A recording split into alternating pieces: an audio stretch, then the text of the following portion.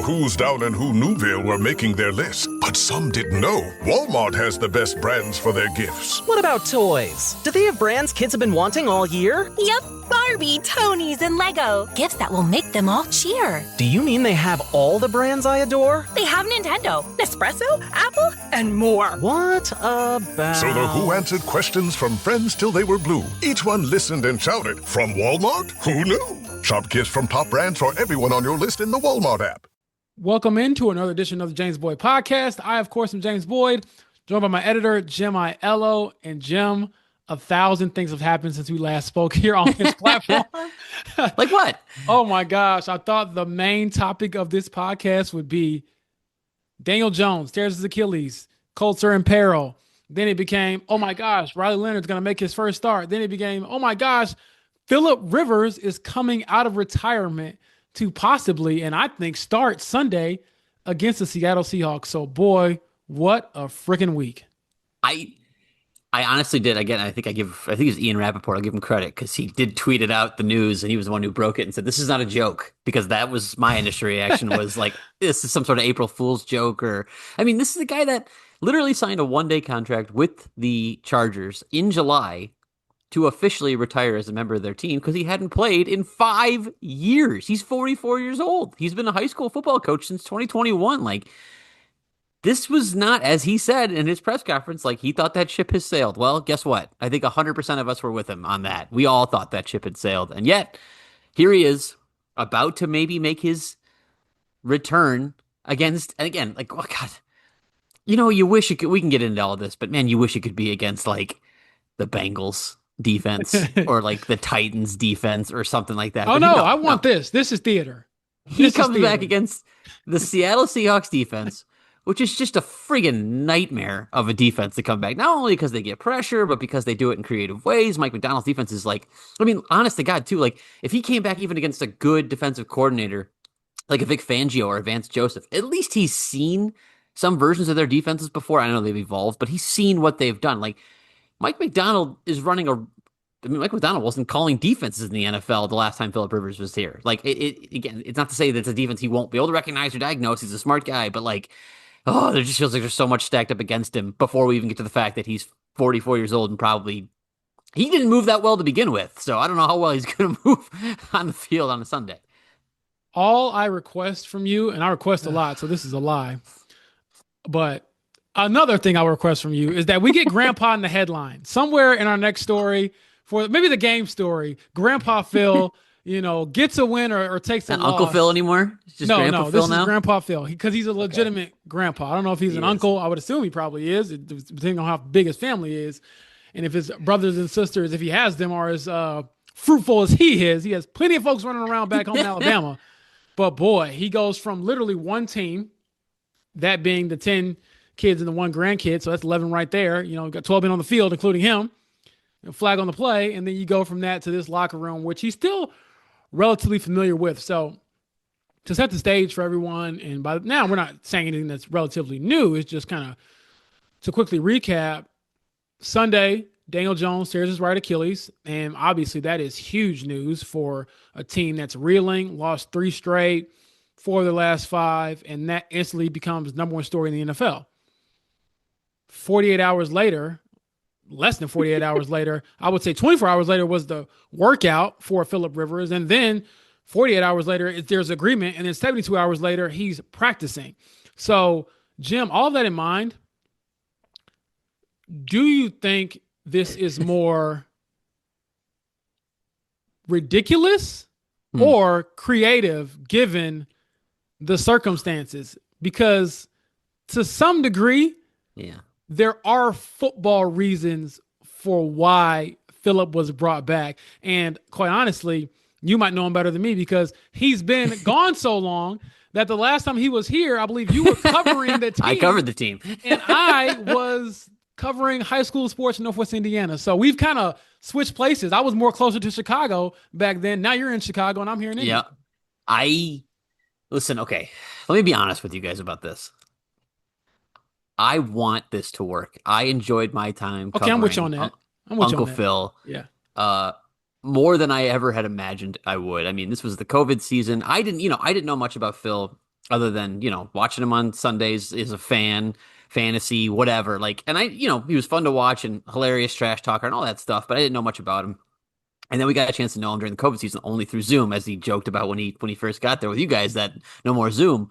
And he was awesome. He was a delight. He was great to cover. He was thoughtful. He was curious about the way things worked in Indianapolis. And I became a fan of him in terms of just like, I liked talking to him. I liked covering him. I liked learning football from the way his brain worked. So, he was a fun guy to cover. So in that sense, I'm rooting for this to work, and I'm rooting for him I don't want to like over I don't want him to get seriously injured out there.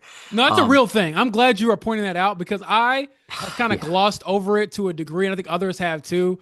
But this is a violent game, man, and it is not kind to old folks. No, I again, like, if you watch the last year of Tom Brady, say, like, he was 45, right? And Rivers is 44. Like, Tom Brady did not want to take a hit. Tom Brady was getting rid of the ball in like 2 seconds flat because he did not want to take a hit anymore. Good remembrance. He was skittish. That last year, he was very skittish. It was brutal. It was hard to watch because it wasn't the same Tom Brady that we had all grown up watching for 20 years. So I can't imagine. I mean, Philip Rivers is among the dude who played in an AFC Championship game with torn ACL. He is without a doubt one of the toughest sons of guns in the NFL has ever seen. I say all that saying that I want this to work, but there is. And I don't want to be part of, like, if he has a monster game in Seattle, I don't want to be one of the people that were like that. Oh, they all poo-pooed it and he succeeded despite of him. But listen, if I had to like put my chips down on something, and you asked me the question, is this more creative or crazy?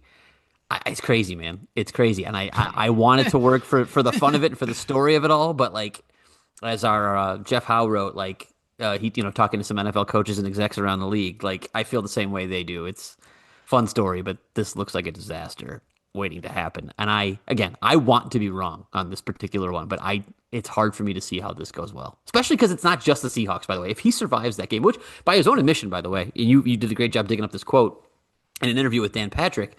He said he could make it through a game, but then they might have to use a wheelchair with him the next day because that's how sore he was going to be. Like, he said that, and I agree. Like, he's 44 years old. I'm not 40 years old, but I tell you, when I work out strenuously, the next day is tough.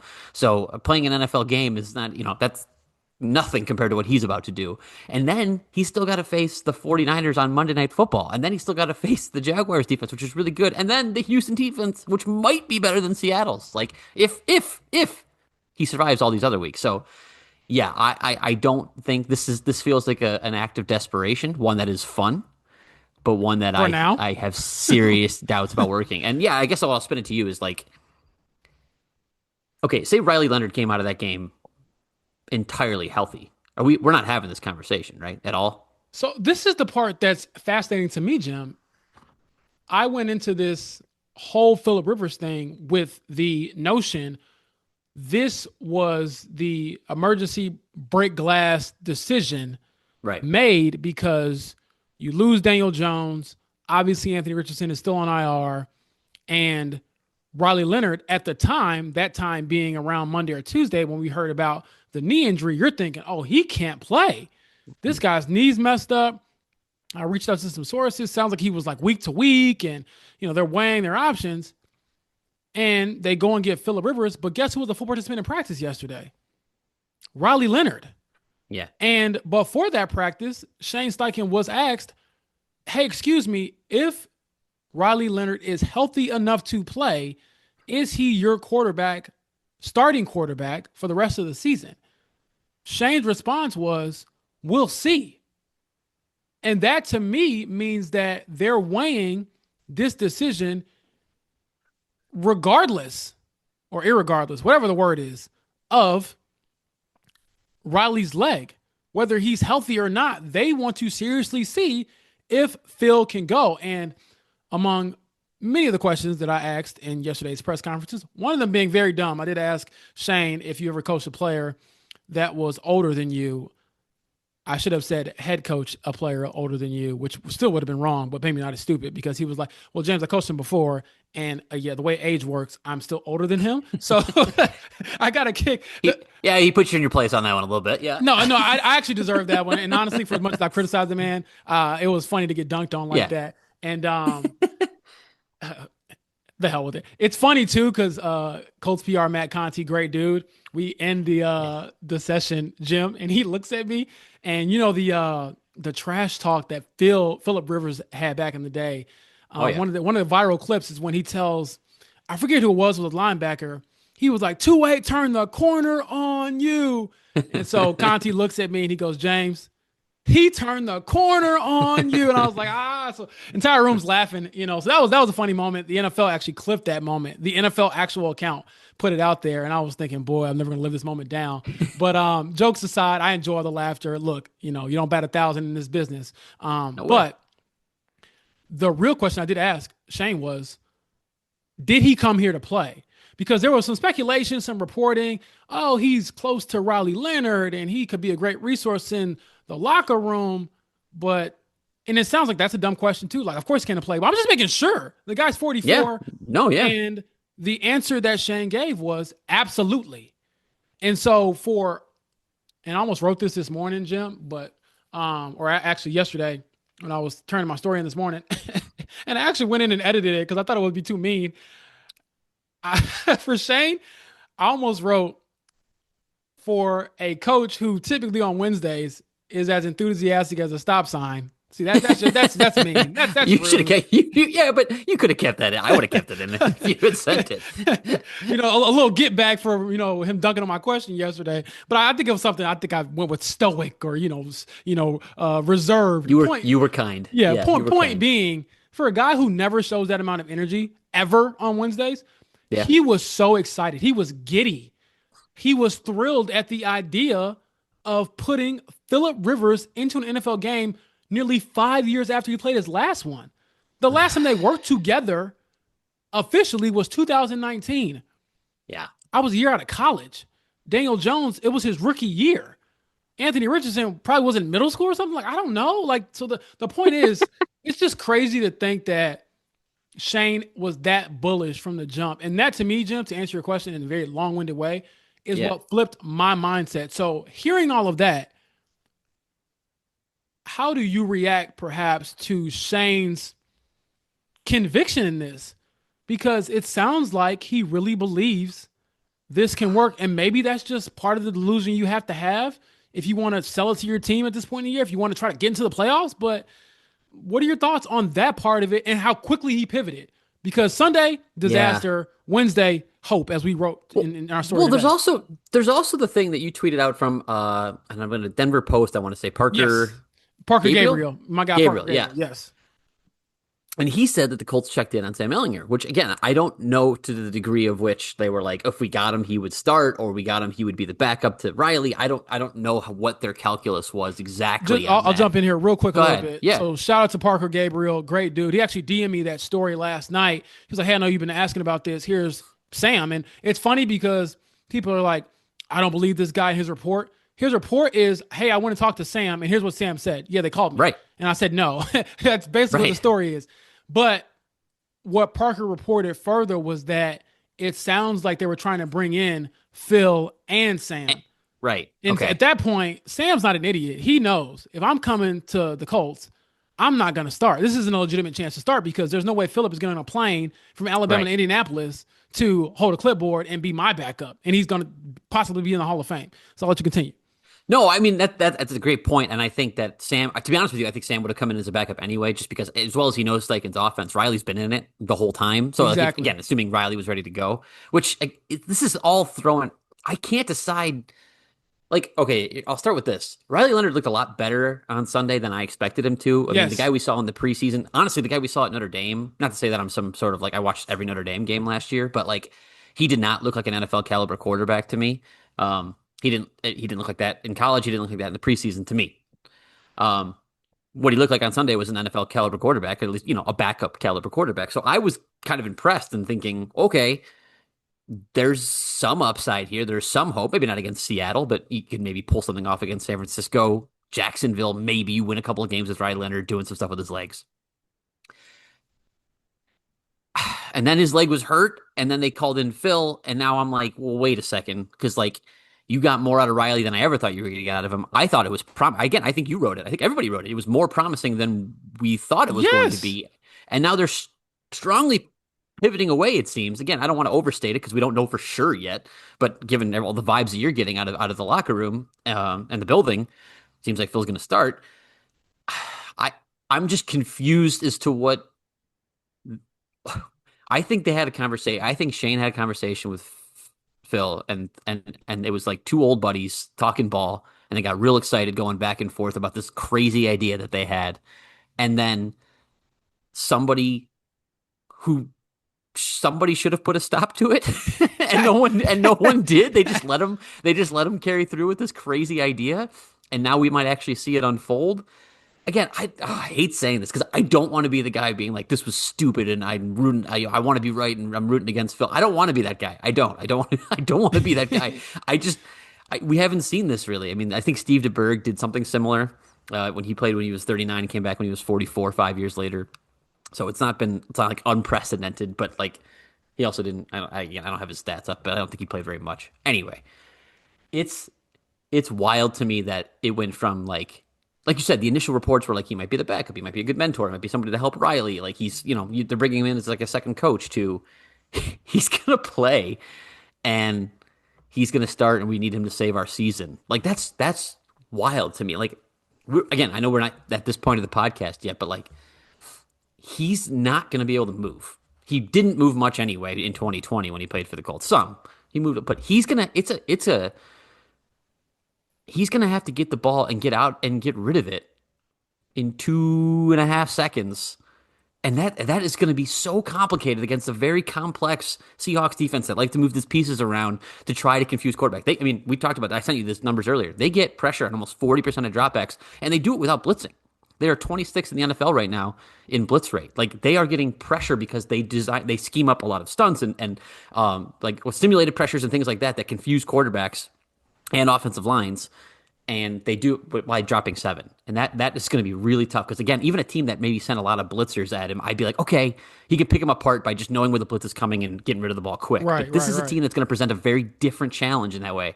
And so if he has to hold the ball, if his first read isn't there or second read isn't there, oh boy, with Leonard Williams bearing down, I'm nervous about it for him. Obviously they're going to rely heavily on the run game. Obviously they're going to, if you're Mike McDonald, he was asked yesterday, and it made me laugh. There was that somebody had the foresight in mind to ask if he was breaking down St. Michael's tape to see if to get some reads on Rivers, and he said no. He kind of laughed, but he said no. But anyway, it's going to be. This is such a tough test for your first time back in 5 years. I'm so skeptical that it'll go well. If it does, it'll be thrilling. But if it doesn't, oh boy. Whether you're gifting, decorating, or treating yourself, Lowe's December deal drops are here to help you save more all month long. Get up to 50% off select holiday decor. Plus, get up to 45% off select tools and accessories. Shop new December deal drops every week this month and get so much more out of your holidays. Lowe's, we help, you save. Selection varies by location while supplies last. More than 90 years after Harry and David started selling pears from their Oregon orchard, we still handpick and pack every one of our Royal Riviera pears. What makes these pears so special? Is it the single golden pear in every box that's a joy to unwrap? Or maybe it's that very first bite, as buttery, juicy, smooth, and rich as you remember. Get a taste of the best handpicked holiday gifts and get 20% off site-wide at harryanddavid.com, promo code PAIR20. That's harryanddavid.com, code PAIR20. The thought of anybody looking at high school tape to prepare for an NFL game is so funny to me, but it's actually kind of feasible. Just to fill everybody in, apparently the Colts run the same offense as Phillip Rivers and his son at that high school down in Alabama, St. Michael's, and they were actually pretty good. I think they were a game away from like the state championship or something like that. And Phil actually said this in his introductory press conference where he was very emotional. He did acknowledge there's doubts, and he was saying he couldn't deny himself the opportunity just to see if it's possible, which part of that is endearing, Jim, and I can see why you really like them. I know you're close with Joel A. Erickson from the Indy Star, and Joel told me this is my favorite interview that I've ever had in my career. And I'm like, 100%. how? You weren't even in the same room as the guy. And when he left that room, Phil, that is, Joel turns to me and I turn to him and I'm like, I probably should stop doubting you. I think you were correct. It's credit to Joel for saying that he thought Daniel's leg was fractured well before anybody else knew it really was. And then as soon as the Phillip thing happens, he tells me you're going to love him. And I'm like, okay, we'll see. Yeah. You guys are just hyping him up. He was awesome.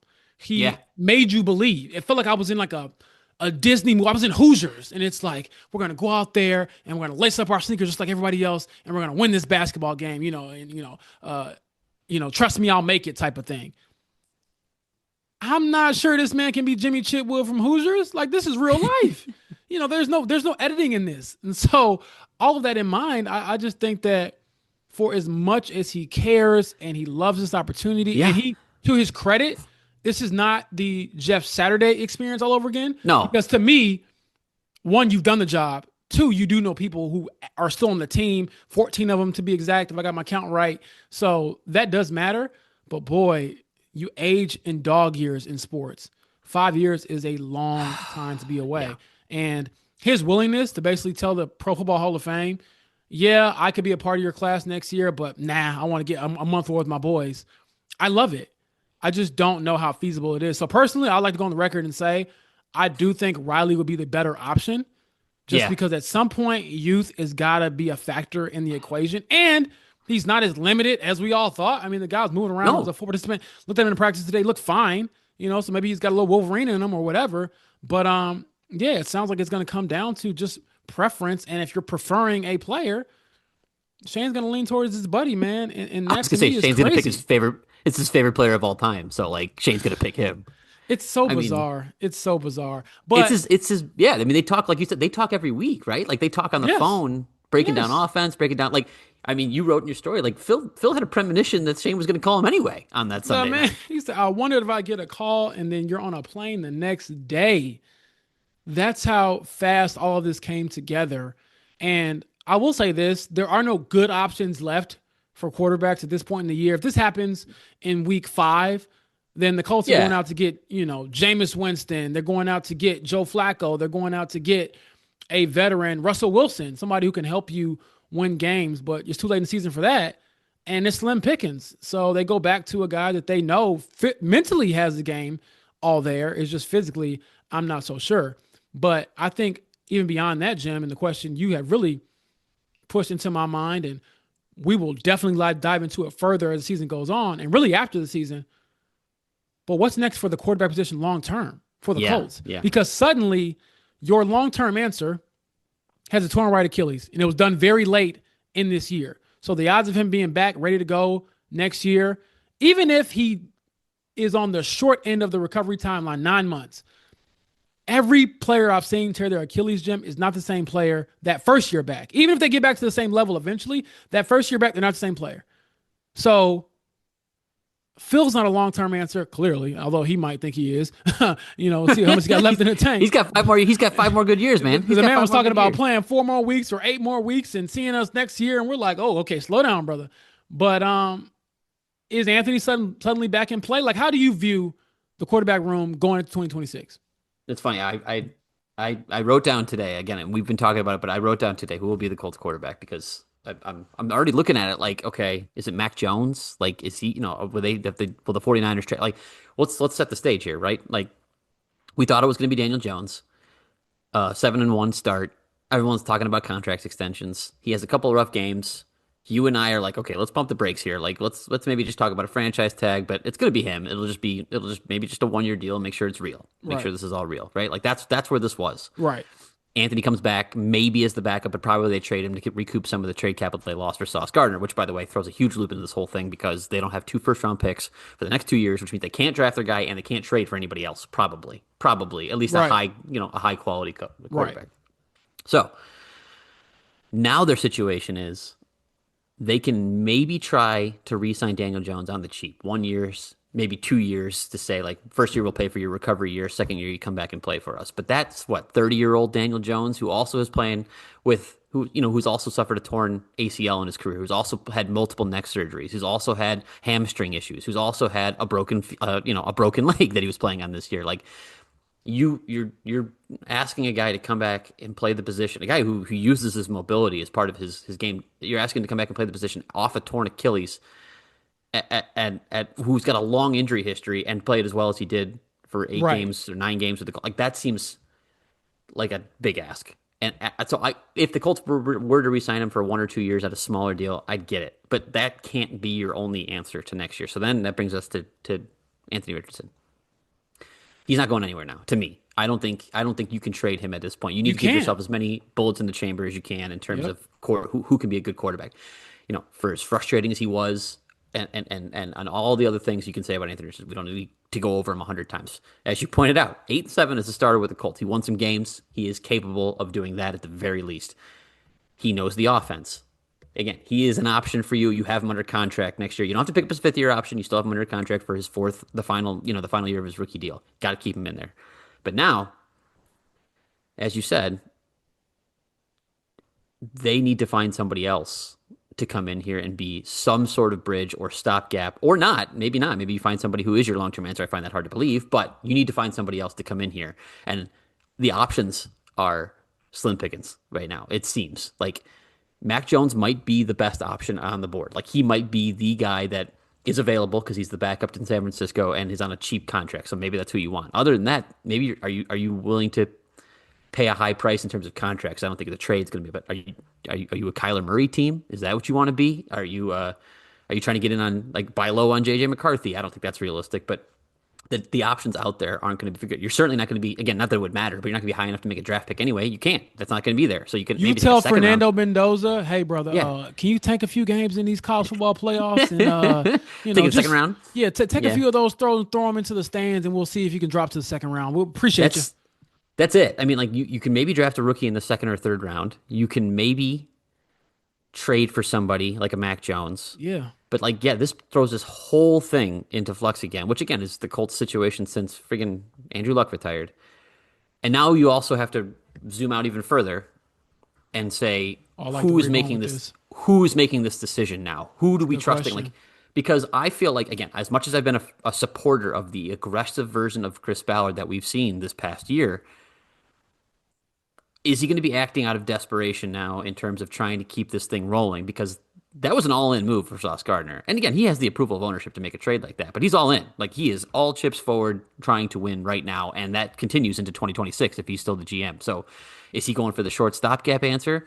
Or is he trying to find the long-term answer? I don't know. I just know that your answer to the 2026 quarterback situation cannot be Daniel Jones and Anthony Richardson. There needs to be somebody else. And it probably shouldn't include Phillip Rivers. That's a great segue you just made because, this evaluation suddenly becomes way more complicated. Mm-hmm. Like you said, not just for the quarterback position, which has dominated this podcast, and we'll have plenty of podcasts on the coming stuff, but how you evaluate Shane Steichen. If you're 3 years in and you haven't made the playoffs and you haven't won the division in one of the weaker divisions, I would think, in the league, maybe not this year, but in years past, it's like, how many coaches can stay the head coach of a team if you miss the playoffs for your first 3 years? And then zoom out and look at Chris Ballard. You could say bad luck this year, but what about the first 8? What about the other 8 years that he's kind of gone through this? So it's terrifying, I would think, for the Colts, but also wildly fascinating. And that's one thing I can give them credit for. They're never boring. Like, I could be sitting here talking about the Titans, losing out or whatever the plan is for them. Or I could be sitting there talking about Uncle Phil and how he can try to, turn the season around, and certainly I think the most realistic way to even try to do that, I don't think there's any realistic way to kind of beat Seattle, to be honest with you. I know any given Sunday is what they tell you in next man up, but boy, they are down a lot of men. Real quickly, I'll run through a couple of notables. Charvarius Ward Sr., he's on season-ending IR due to his 3rd concussion in 14 weeks. I would not expect, again, for him to be back this season. Sauce Gardner remains out with a left calf injury. DeForest Buckner is making his way back from injury reserve, practiced this week for the first time, but he did not sound like Jim, a guy who would play this week in Seattle. And mind you, offensively, we've talked all this time about Phillip Rivers. He might be doing this with a rookie right tackle because Braden Smith is in concussion protocol and Jalen Travis will be the next guy to step in line. So there's so many moving parts beyond just the quarterback position where I just wonder, even if Phillip gives you something, is that enough to offset some of the other issues that go beyond him? Because let's be honest, it wasn't like the defense needed Daniel Jones Sunday in Jacksonville. They still stunk. So what does that mean going forward? You're not going against, a Bears team from when they went to the Super Bowl back when I was a kid, where it was like their only offense is Devin Hester and Cedric Benson or Matt Forte trying to make some things happen, and we can't throw the ball, and we'll just get there based off of a great defense, takes the ball away, the peanut punches ain't getting you to the Super Bowl. Okay, so you need to score some points. And I just wonder how that'll happen. And also, again, how do you defend when you're going up against one of the better offenses in the league, too, which has been understated for Seattle and, Jackson Smith and Jigba, who's having a great season. Without Travarius Ward, without Sauce Gardner. I mean, that's another thing we should probably get into is, at least I don't want to speculate too much, but I am concerned. I saw Ben Solak say it. I know you and I have talked about it. Like, I don't know if we've seen the end of Travarius Ward at this point. I will say this. I saw him in the locker room today. I was shocked to see him in there, Jim, to be honest with you. And he was talking with his teammates. Looked like he was, smiling, laughing or whatever. And we can't talk to anybody who's in the concussion protocol. And we can't talk to injured guys. So just to kind of give you all a brief rundown, for example, we won't hear from Daniel Jones again until locker cleanout day. Yeah. Possibly, if he's in Indianapolis. I don't even know if the rules require you to be available for that. But we won't hear from him. We won't hear from Anthony Richardson unless he gets activated. We won't hear from him until locker cleanout day. So these interviews, these questions that you have, even with Travarius Ward, there's no guarantee that we'll talk to him at the end of the year because who's to say he'll have recovered from the concussion? That's the other thing. Like when you get the concussion early in the season, we can kind of track how long you've dealt with the symptoms or how you're doing. But if you get concussion this late in the year, we don't know if you get ready or you're fine by, week 20 when the season's over or, 2 months from now. Like it's kind of scary, but it was a good sign to see him in the locker room, interacting, being around his guys. And I do pray for him just mentally, physically, all the things he's dealing with. But to your point, Jim, that's like another layer of all of the things that have kind of just gone out of whack for this team. I mean, I've talked to some folks behind the scenes and a lot of them feel like, a month ago, we were a top 5 team in football. And now you're like, can we just survive? And a lot of that has to do with the arm of a 44-year-old. I can't believe how much has gone against. Honestly, obviously they had a lot break their way the first 8 weeks of the season or whatever, but I can't. That's why, we can get into all this obviously later, but let me rewind. I'll do Travarius Ward real quick. I hope at this point he doesn't come back this year. 3 concussions in one season. That's like Tua stuff. So you got to I think there's no point in rushing anything, being extra careful. Agreed. Again, I know this team wants to make the playoffs and all that stuff, but this dude's mental health and physical health is way, way, way more important. So I hope personally, and again, I don't know, I'm not his doctor. I don't know, but I hope we don't see him again this year. Obviously I hope, for his sake, if he wants to be an NFL football player again, he comes back next year. But, I just for safety's sake, I feel like, they talk about the concussions, they can pile up and you become more susceptible after you have 1 and after you have 2. So I hope, after 3, he's just, takes it easy, reassesses and gets everything right. On the other side of things, I have a hard time, honestly. I know there's going to be some ire for Ballard and Steichen if they miss the playoffs after such a hot start. I'm going to have a hard time. I'm going to have a hard time finding that within myself, to be honest with you. And I think I've been a pretty harsh critic of Chris Ballard in the past for some of the things he hasn't done. But I do think that... Boy, that's a lot to chew on, man. I have a hard time. He was aggressive in the ways that I had always wanted him to be as a GM. He had seen... you literally wrote a story. Week 5, week 4... about everything. Every move he made turned to gold, man. Like Daniel Jones looked great. Tyler Warren looked great. Charvarius Ward looked. He was hurt, but he Spencer looked good. Schrader. They made a kicking change at the beginning of the year, and it was great until he got Cam hurt. Bynum, the young offensive lineman he decided to trust, worked out. Like it was all clicking, and then he had some insanely bad luck at the quarterback position and with Charvarius Ward and the kicking thing. Like that's all. So it's hard for me to be like, well, he screwed up. It's like, well, every team deals with injuries. Don't get me wrong, but this was quite the reversal of fortunes that he is dealing with. So I don't know. If you're saying like, hey, totality of the resume, he hasn't got it done. Hard to disagree. But if you're gonna come down on him hard on this year if they miss the playoffs, oof, that's tough for me to do. And again, is this decision to spin it to this week, like the decision to turn to Phillip Rivers is certainly not going to affect me one way or the other in terms of my evaluation of Ballard and like they're desperate. They're making a desperate play. They had bad options to choose from. I don't know if this one works. I hope it, I hope it doesn't backfire spectacularly. But again, that's not one of those decisions I'm going to hold against them. Like they're just trying to give themselves every chance. And you know what? As you wrote today, man, like I don't know if it means anything. It'll probably not mean anything after the first few snaps on Sunday. But for as dead as that locker room was in Jacksonville, after losing another game in Duval County and losing their quarterback and just feeling like, as you wrote, like they just looked depressed.